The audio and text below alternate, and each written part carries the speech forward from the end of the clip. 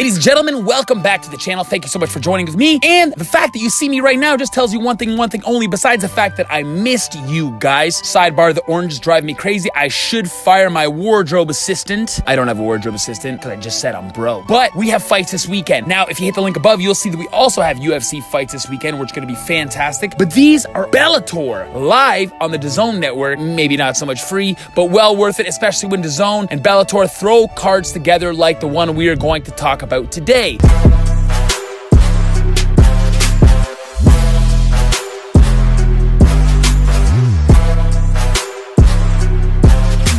Which features two amazing fights, potential knockout of the year candidates, in my opinion, or fight of the year candidates, or friggin' both. Now, Bellator in London, we are going to start it off right away with a huge co-main event and a huge 170-year welterweight division clash between previous UFC vet Eric Silva going up against previous UFC and every other organization and combat sports organization there is, and that's Paul Semtex Daley.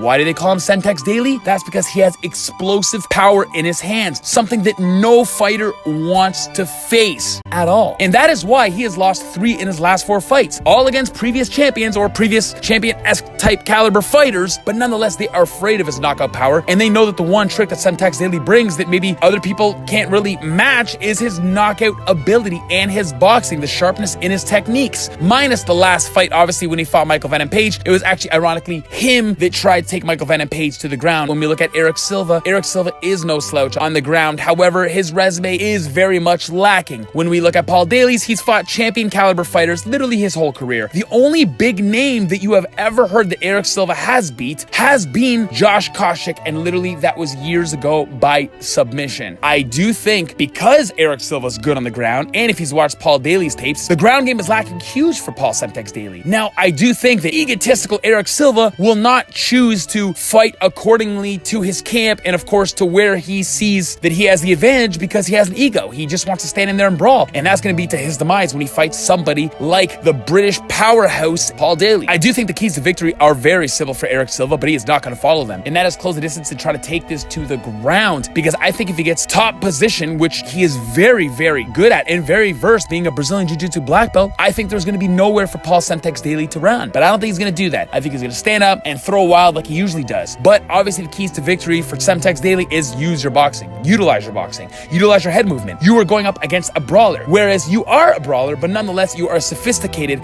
technical brawler, and that is going to be the difference here. I do think Eric Silva is going to be way in over his head in this first round, especially finally fighting a big name, but somebody that has such veteranized championship caliber tenure in the sport like Paul Semtex Daley, and Semtex is going to catch you with a huge hand in that first round and put you right to sleep. Now when we go up, we are so excited to see finally the newly crowned middleweight champion Gegard Mousasi is going to be defending his belt against Rafael Lovato JR.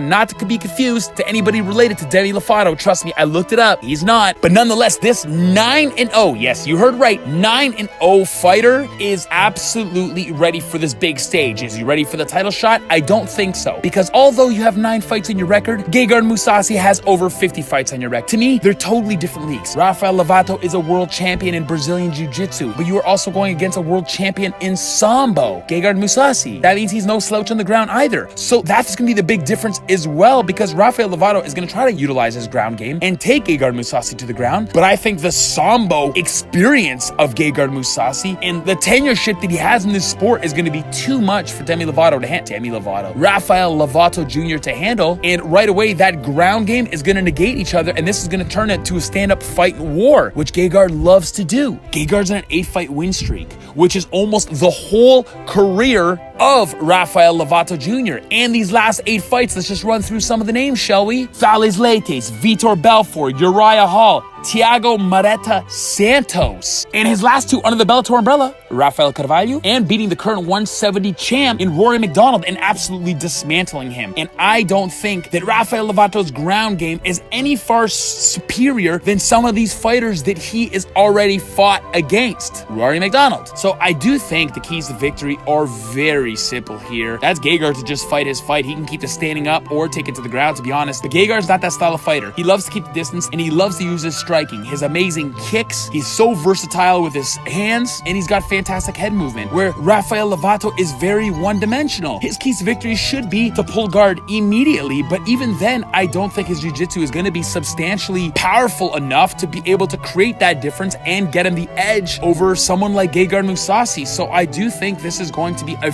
second round fight at most. The reason why I say second round is because maybe Rafael Lovato can get it close and hold on for his dear life for 5 minutes, but that is 300 seconds that you don't want any part of. Gegard Mousasi is going to retain his title here, and I think he is, if I had to put it to paper, which I'm going to do right now. Just kidding, I can't write. But he is going to win via knockout in the very first round. Mark my words. Thank you guys so much for tuning in. Please like, subscribe, leave a dislike, comment, both positive or negative. Let me know if you agree or disagree. Don't forget to hit the other link that I sent previously in the video for the UFC that is also coming up this weekend, which you're going to hear talk about in just a few minutes. Thank you guys so much, and we're going to see you soon. Peace.